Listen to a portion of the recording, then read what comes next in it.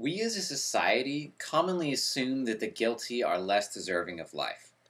The state administers the death penalty to those who commit serious crimes, and many people feel like this is justified. Using similar logic, some people argue against the death penalty by saying that life imprisonment is a fate worse than death. This sort of thinking makes me wonder what goes on in people's heads when they think that we need to punish criminals. If punishment is what you're looking for, why do we not simply submit felons to torture for the rest of their lives? The idea of torturing criminals may sound absurd. After all, they are still human. Torture would be out of the question. And yet, people are okay with the idea of submitting criminals to the death penalty or life imprisonment in order to punish them. This seems to be a contradiction. The concept of capital punishment is strange, to say the least. One can think of plenty of good reasons for life imprisonment. A dangerous criminal should be kept away from society, but punishment is not necessary except as a deterrent or to protect society, or some similar reason. If it's not preventing crime or helping out the victims, then it's useless. And punishment certainly does not help the victims except to provide them with a sadistic sense of vengeance. A proponent of the death penalty might say that the guilty need to be punished with death. This argument only makes sense if capital punishment is a more effective deterrent than life imprisonment. Although researching the subject is rather difficult, most evidence says that it is in fact not more effective. Since deterrence is the primary practical purpose of capital punishment, it appears that using the death penalty for its practical benefits is a waste of resources. The argument that I most want to address is related to the idea of punishment. It states that murderers are guilty and deserve to be punished. This argument for retribution is a popular argument, but at the same time it is horribly wrong. Murderers, although they have committed an atrocity, are still people. Perhaps they don't deserve the normal level of respect or dignity, but they certainly deserve life. The logic behind the argument for retribution is a serious glitch in human reasoning. A murderer has robbed another human being of life. So, why should we make the problem even worse by continuing the killing? The eye for an eye system of retribution is primitive and outdated.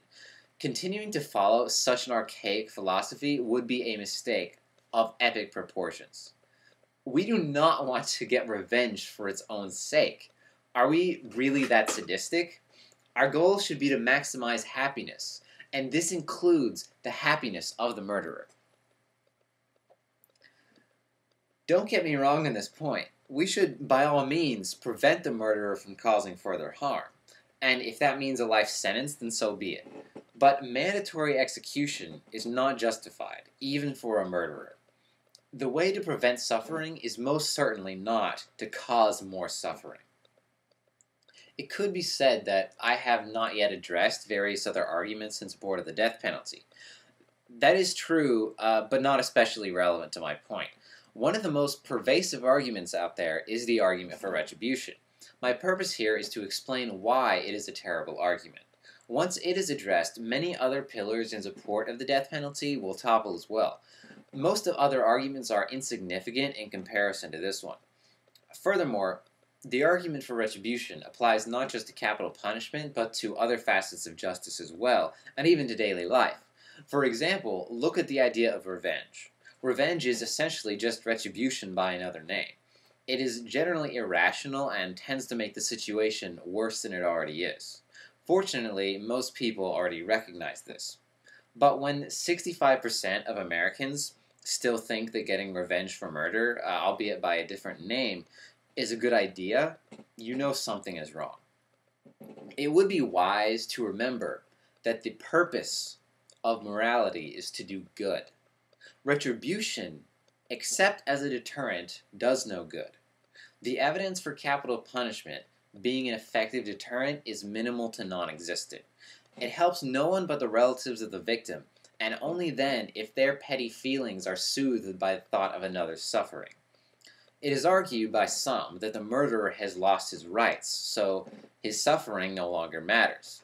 This argument is no less flawed, nor are its conclusions any less cruel. The murderer may have killed another person, but he is still human. He still has the same wants and needs that we all do. If murder is wrong, then it is always wrong, even in response to a capital crime. Using the death penalty as retribution is unjustified and immoral. Death causes great suffering. Why should we cause even more death, leading to even more suffering? Killing is wrong, and it is no better when it is permitted by law. The concept of retribution is based on an archaic sense of ethics which is not only irrational, but goes so far as to compound the very suffering that it is intended to prevent.